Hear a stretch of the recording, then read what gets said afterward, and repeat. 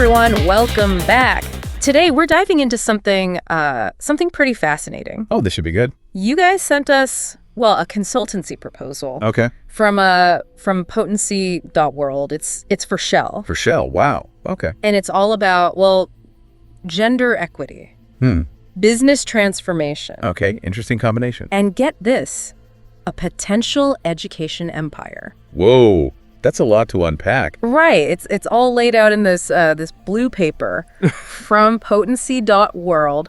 And let me tell you, it's packed with some bold claims. I bet. What's the headline? Their headline, Potency.World is promising Shell a complete return on a $50 billion investment. $50 billion. It's in just 36 months. Oh, wow. That's a huge promise. A full return in just 3 years. Yeah. What's their rationale for such a rapid ROI? Well, they start by they use Shell's 2023 first quarter profit Okay. of $9.6 billion to make the investment sound more manageable. Right. But then they get specific.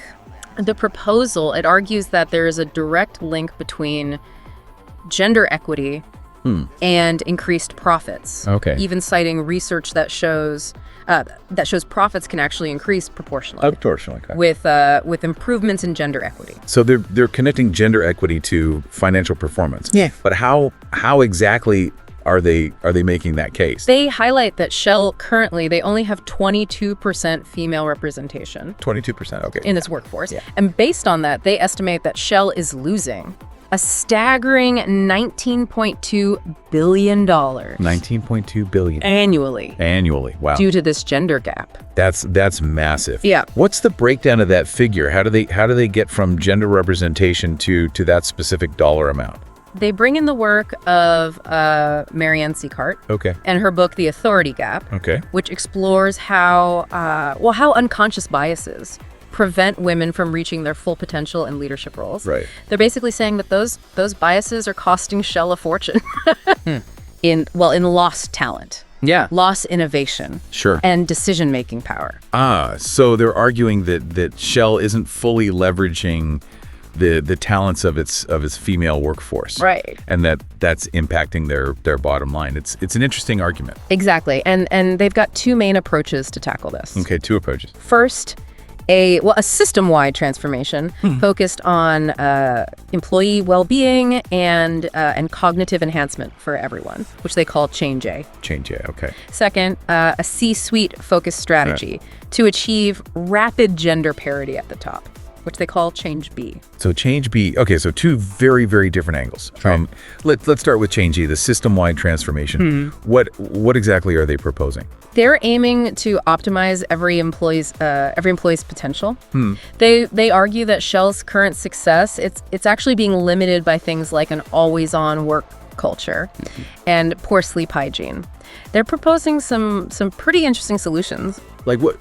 Give us some specifics. Well, they talk about things like providing a good living wage, increasing paid leave, and parental leave, reducing working hours, right, and offering generous pensions and comprehensive health insurance. Basically, they're going for a very supportive and employee-centric environment. So they're trying to create a workplace where people feel valued and can thrive. But how does that tie back to their cognitive enhancement goals? They're proposing a mix of traditional and unconventional strategies. For example, they suggest encouraging employees to spend the first 2 hours of each workday 2 hours at the gym or doing yoga. 2 hours, that's a big commitment. It is, but they emphasize that physical activity is crucial for cognitive function and overall well-being. They also want to provide things like nap pods for employees to use during the day to boost alertness and productivity. Nap pods. That does seem a bit unconventional for a corporate setting. Are there any other unique aspects of your approach? They're big on personalized support. Okay. They talk about providing mentors and coaches for all employees with a target ratio of 25 employees to 1 coach.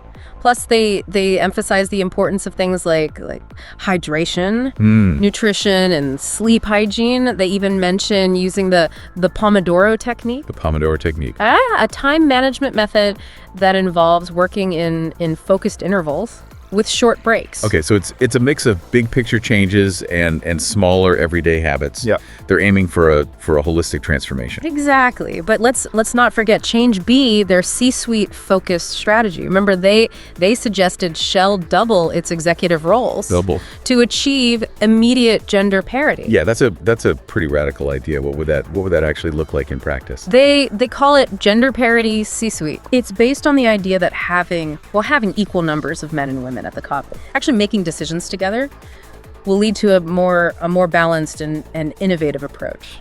They argue that Shell's current target of 40% female representation by 2030 isn't enough for real change. So they're advocating for a 50-50 split, not just in numbers, but in actual decision-making power. How would they implement such a dramatic restructuring? Well, they propose recruiting a counterpart for each existing C-suite member, ensuring gender parity in every single role. So if a woman holds a particular executive position, they'd recruit a man as her counterpart. Oh, I see. And vice versa. It's certainly a bold move, but wouldn't that create a lot of complexity and potential for conflict? How would they manage those dynamics? Potency.World acknowledges the possibility of friction, but they plan to mitigate this through coaching and mentoring. They even want to bring in Marianne Seacart. Oh, wow. The author of The Authority Gap, to help these newly formed executive pairs work effectively together. Interesting. So they're really trying to be proactive about addressing the challenges of this co-leadership model. It makes you wonder how these executive pairs would actually function. Would they share responsibilities equally? Would they have different areas of focus? That's a great question, and that's exactly what we're going to explore in part 2 of this deep dive. We'll break down the specifics of how Potency.World envisions this gender parity C-suite strategy working in practice. We'll also look at the education component of their proposal. They're talking about creating a whole network of Potency.World academies. Potency.World academies To train future leaders with a focus on young women. It's a lot to unpack, but it's definitely fascinating. Stay tuned for part 2, where we'll dive deeper into these ideas and consider the potential impact for Shell and beyond. Welcome back. Last time we were getting into Potency.World's radical proposal for Shell. Yeah. Specifically, these two major changes they call Change A and Change B. Yeah. One aimed at transforming Shell's work culture. Right, from the ground up. And the other focused on completely shaking up the C-suite. It's a pretty wild plan, and we left off on this cliffhanger. Yeah. How would these new executive pairs actually work in practice? Would they be constantly butting heads? Right. Or could this actually lead to better decision making, like Potency.World claim? Let's get into that. Potency. World suggests these pairings. Okay. They aren't about dividing responsibilities down the middle. Instead, it's about bringing complementary strengths to the table. Okay. Think of it like a pilot and co-pilot, each with specialized skills, but working together for a smooth flight. Okay, I'm starting to see how this could work. Yeah. So you might have one executive who's a financial whiz, right, paired with another who's a master communicator, Ah. or someone with deep industry knowledge paired with someone who's great at building relationships. Precisely. And potency. World stresses that these pairings, they should be carefully considered. Okay. Based on individual strengths and areas for growth. Makes sense. They even suggest using personality assessments and 360-degree feedback to make sure each pair is set up for success. That makes sense. You wouldn't want to just throw two random executives together and hope for the best. Right, exactly. But they're not naive about the potential challenges, right? I mean, there's bound to be some friction when you introduce such a dramatic shift in power dynamics. Oh, absolutely. Potency. World acknowledges that there will be a learning curve. Right. And that's why they're so big on coaching and mentoring. They envision these executive pairs working closely with coaches to navigate those initial challenges. Okay. Improve communication and establish a shared vision. They even mentioned bringing in Marianne Seacart, Oh, right. the author of the Authority Gap, Yeah. to observe these pairings and help address any issues related to unconscious bias. It's a smart move. Yeah. having an outside expert who understands those dynamics could be crucial to making this work. Right. And remember, Potency.World believes that this co-leadership model, it will not only lead to better decision making, but also create a more inclusive and collaborative culture that will trickle down throughout the organization. Okay, so that's change B, the C-suite revolution. Right. But let's not forget about the other piece of this puzzle, the potency, world academies. Yes.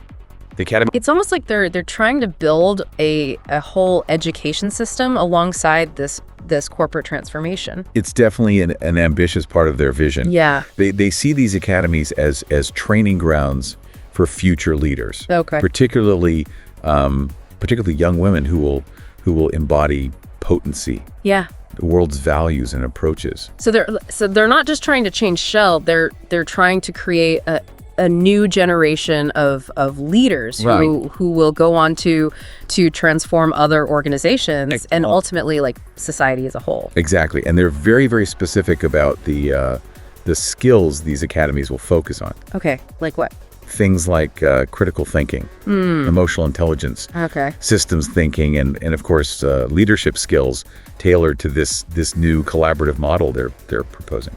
It all ties back to their core belief in unlocking untapped human potential, especially the potential of women. They seem to be betting that these academies will create a pipeline of talent that will drive innovation and change in the long term. And it's interesting that they envision Shell having ownership of these academies. Right. That could be a savvy business move. Yeah. Potentially positioning Shell as a leader in developing future talent, right, and even generating revenue through these educational programs. It's a bold idea, that's for sure. But let's be real. Yeah. This whole thing, it hinges on achieving that incredible ROI they're promising. A $50 billion investment is no joke. Well, what makes them so confident they can deliver such massive returns in just 3 years? Well, they do address that. Okay. Albeit briefly. Okay. They emphasize the concept of Kaizen. Kaizen. A Japanese term that essentially means continuous improvement. They're not just setting a target and hoping for the best. Oh. They're planning to constantly evaluate, adapt, and optimize their approach based on data and feedback. So it's more like an ongoing experiment Right. than a fixed plan. Yeah.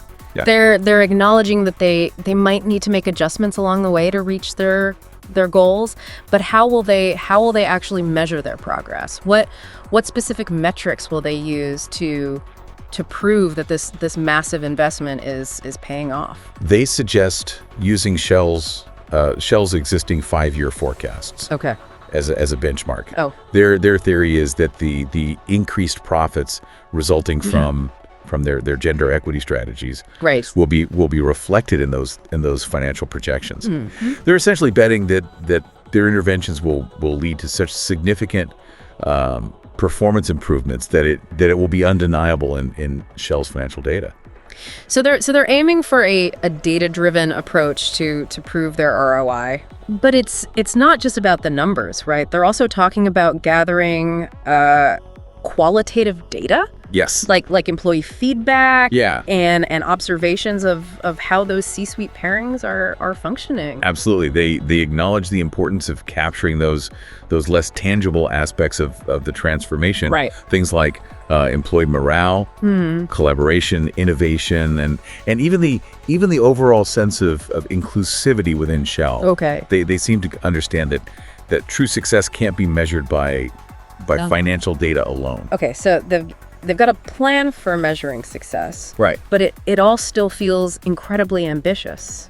Oh yeah. I mean, we're talking about fundamentally changing the culture and leadership of a global energy giant and doing it all in a very short time frame. Yes. Is it even realistic to expect such rapid and dramatic change? Right. And what about the founder, Jonathan McDonald? How does his unusual background factor into all of this? Those are great questions. Yeah. And that's exactly where we'll pick up in part 3 of this deep dive. Okay. We'll explore the potential challenges and roadblocks that Potency.World might encounter. Yeah. And we'll delve deeper into McDonald's background and how his unique perspective could be both an asset and a potential liability for Shell.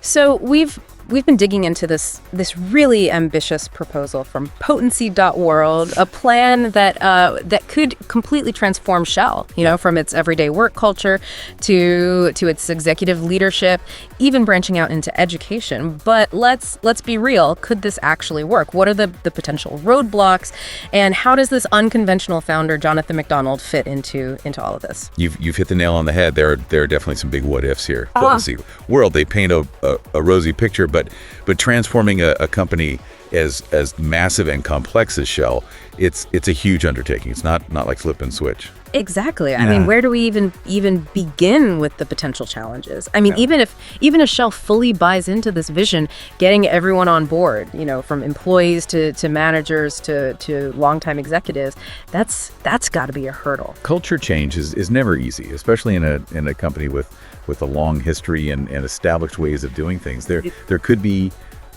resistance to these new ways of working. Yeah. Especially those unconventional ideas like the 2-hour gym session. Right. Or the nap pods. What works for a startup might not translate seamlessly to a corporate giant. And what about the cost? We're talking about a $50 billion investment. Even for Shell, that's a significant chunk of change. Are they really prepared to commit that much money, especially given the uncertainty of achieving those rapid returns? That financial risk is a major factor. Plus consider the potential disruptions to their operations as they implement these changes, restructuring the C-suite, rolling out new training programs, potentially facing pushback from employees. All of that, it could impact their productivity and bottom line in the short term. So the potential for short-term pain, for a long-term gain, but what if that long-term gain, it doesn't materialize? They're relying heavily on this link between gender equity and increased profits. What if it's not as straightforward as they claim? That's a key question. While there's growing research supporting that connection, it's not a guaranteed formula. The impact of gender equity on a company's performance likely depends on a whole host of factors, from industry dynamics to leadership styles to the specific initiatives they implement. So there are a lot of variables at play, and let's talk about the elephant in the room, Jonathan McDonald himself. His background is fascinating, but does his experience translate to leading this kind of transformation at Shell? It's the wild card in all of this.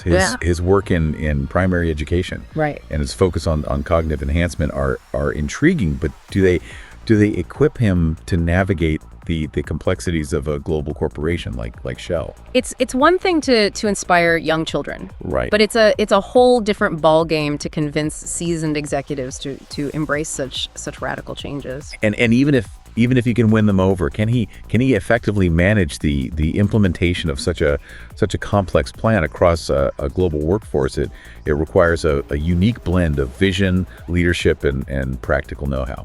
So McDonald is both a potential asset and a potential risk. Definitely. His unconventional background could be the key to unlocking fresh thinking and innovation. Right. But it could also lead to miscalculations and clashes with Shell's existing culture. It's a gamble for Shell, no doubt about it. But that's often the nature of innovation, taking risks and embracing uncertainty. Whether this particular gamble pays off, only time will tell.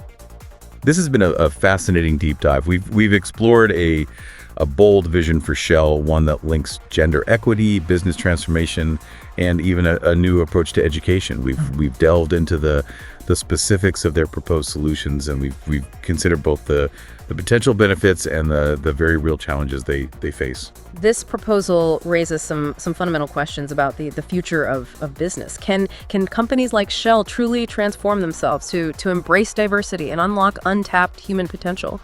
Is gender equity the key to unlocking innovation and driving profits?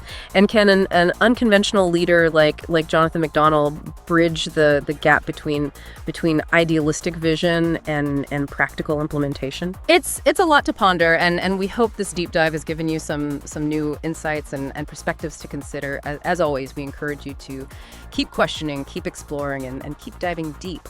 what do you think? Is Potency.World's vision for Shell a utopian dream, or is it a glimpse into a future where businesses can be both profitable and purpose-driven?